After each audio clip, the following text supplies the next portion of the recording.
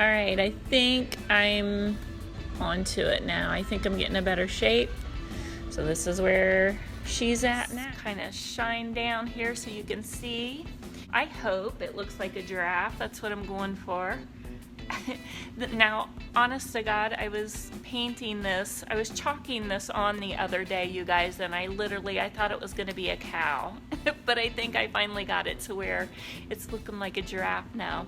So I want to show you how I'm doing his cute little spot. This is just it's DIY paint, which is a chalk style paint, which I know many of you use. And I'm actually able to get it, this one's still a little bit wet, fluid enough to where it's actually going on and it's laying on there like almost like a watercolor would. You see how fluid my paints are? And they're starting to blend just a little bit.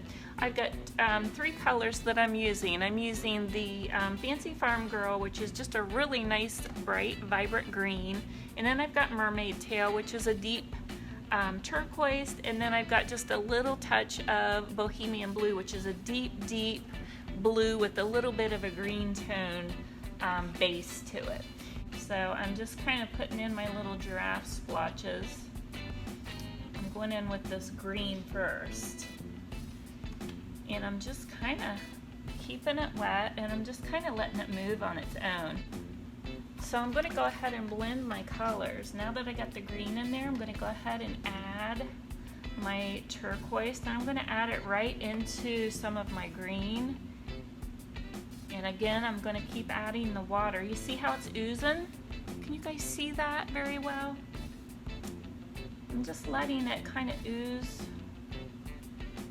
onto there. So I'm going to go in with my real deep color, and I keep the deepest color, the Bohemian Blue, down at the base. So I'm going from light at the top, and then my turquoise in the middle, and then this really dark color will just go right around the base, and it'll kind of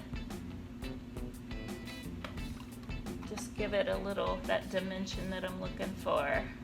I'm probably going to go over top of the little giraffe, the yellow on the giraffe, and I'm going to probably add, blend in some hues of orange into the little guy's skin.